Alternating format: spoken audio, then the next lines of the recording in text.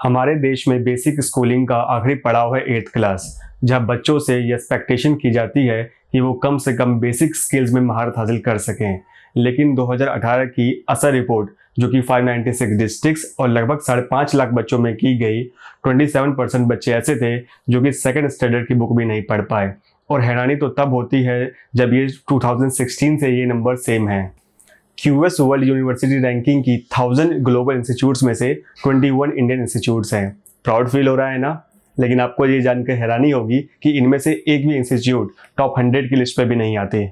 IIT Bombay की ranking है 172, IISc की रैंकिंग है 185, IIT Delhi 193, IIT Madras 275, IIT Kharagpur 314। 2018 के एक रिपोर्ट के अकॉर्डिंग इंडिया का लिटरेसी रेट सिर्फ 74% है, और इसका अगर हम ब्रिक्स कंट्री के साथ कंपैरिजन करें तो सबसे नीचे आता है, जिसमें ब्राजील का 93% है, रशिया का ऑलमोस्ट 100% है, इंडिया का 74%, चाइना का 97% और साउथ अफ्रीका का 87% है। इन सारी रिपोर्ट्स और नंबर्स को देखने के बाद अब आपको अंदाजा हो गया होगा कि हमारा एजुकेशन सिस्टम कितने पानी में है और कितना पुराना है। इन्हीं सारी खामियों को दूर करने के लिए इंडियन गवर्नमेंट लाई है new education policy 2020। Hello everyone, मैं हूं सुरजीत और आप देख रहे हैं शॉर्टकट क्लासरूम। आज की इस वीडियो में हम लोग एनालिसिस करेंगे न्यू एजुकेशन पॉलिसी 2020 का और जानेंगे कि ये एग्जिस्टिंग पॉलिसी से कैसे बेहतर है।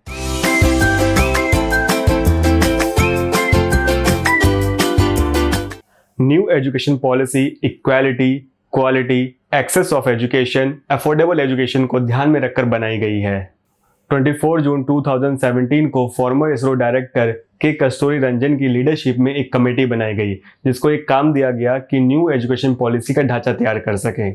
इस कमेटी ने मई 2019 को अपनी रिपोर्ट्स और रिकमेंडेशंस एचआरडी मिनिस्ट्री को दी, जिसको सेंट्रल कैबिनेट ने पास कर दिया है। अब सिर्फ पार्लियामेंट में पास होना बाकी है, उसके बाद ये एक कानून की शक्ल ले लेगा। इंडिया में सबसे पहले एजुकेशन पॉलिसी 1968 में इंदिरा गांधी के टाइम पे आई, उसके बाद 1986 के अंदर राजीव गांधी के टाइम पे आई, जिसको कि 1992 के अंदर पीवी नरसिम्हा राव की सरकार में थोड़ा सा बदलाव किया गया। उसके बाद आज 2020 के अंदर न्यू एजुकेशन पॉलिसी आई है। तो आइए न्यू एजुकेशन पॉलिसी 2020 की कुछ खास बातें जानें। न्यू एजुकेशन पॉलिसी के बाद human resources and development ministry का नाम बदलकर एजुकेशन मिनिस्ट्री कर दिया जाएगा। पहले के एजुकेशन सिस्टम में पढ़ाई 6 साल की एज से शुरू हो जाती थी और 10+2 का फॉर्मेट होता था, पर अब इसका फॉर्मेट चेंज करके 5+3+3+4 का फॉर्मेट कर दिया जाएगा और बच्चों को 3 साल की एज से ही स्कूल कैरिकुलम एक्टिविटीज में डाल दिया जाएगा। स्कूल के पहले 5 साल की पढ़ाई फाउंडेशन मानी जाएगी, जिसमें बच्चों का बेसिक बनाया जाएगा, जिसमें शुरुआत के 3 साल प्री प्राइमरी और फर्स्ट एंड सेकंड क्लास का एक साल इंक्लूड होगा। इसमें गेम्स और बाकी कैरिकुलम एक्टिविटीज से पढ़ाई कराई जाएगी। क्लास 5 तक की एजुकेशन बच्चों को लोकल लैंग्वेज में ही दी जाएगी, ताकि बच्चों को चीजें समझने में एडवांटेज मिल सके। वहाँ इंग्लिश लैंग्वेज मैंडेट नहीं होगी। क्लास 6 से ही वोकेशनल स्टडीज पर फोकस किया जाएगा और इसकी ट्रेनिंग भी दी जाएगी। इसके साथ ही 10 डेज का बैकलेस पीरियड होगा, जिसमें ये बच्चे जॉब एक्सपीरियंस कर पाएंगे। क्लास 6 से ही बच्चों को कंप्यूटर कोडिंग सिखाई जाएगी। इसमें हम चाइना का एग्जांपल देख सकते हैं और इसके बाद से बच्चों को इंटर्नशिप करने का भी मौका मिलेगा। हायर एजुकेशन में ग्रॉस एनवायरनमेंट रेशो को 2018 के 26.3% से बढ़ाकर 2035 तक 50% करने का टारगेट है। Class 9 to 12 new education system का लास्ट स्टेज होगा, जिसमें सेमेस्टर वाइज साल में 2 बार एग्जाम्स होंगे।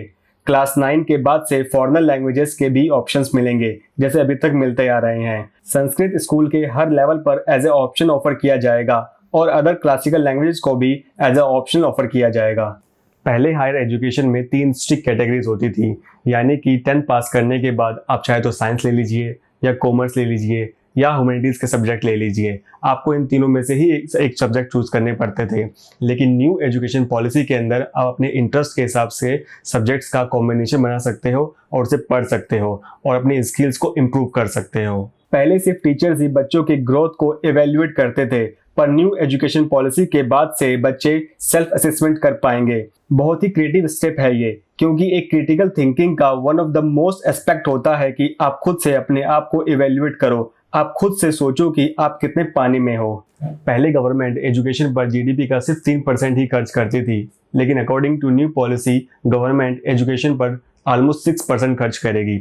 ऑन पेपर तो ये बिल्कुल परफेक्ट है, बाकी तो वक्त ही बताएगा कि कितना सक्सेसफुल हो पाएगा। आफ्टर 12th भी न्यू एजुकेशन पॉलिसी को बिल्कुल इंटरनेशनल लेवल का बनाने की कोशिश की गई है।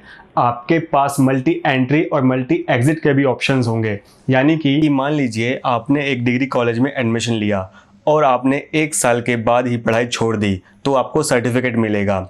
2 साल के बाद ड्रॉप आउट होने पर आपको डिप्लोमा मिलेगा। 3 साल में आपको बैचलर डिग्री देंगे और 4 साल तक की पूरी पढ़ाई करने के बाद आपको बैचलर रिसर्च डिग्री देंगे। मल्टी डिसिप्लिनरी एजुकेशन को बढ़ावा देने के लिए IITs एंड IIMs के लेवल पर multi disciplinary education and research universities यानी मेरू बनाए जाएंगे। MA और MSc भी 1 साल की हो जाएगी अगर आपने 4 साल की ग्रेजुएशन की है। अगर आपने सिर्फ 3 साल की ही ग्रेजुएशन की है तो आपको ये 2 साल में करने होंगे। MPhil का कॉन्सेप्ट बिल्कुल डिस्कनेक्ट हो जाएगा।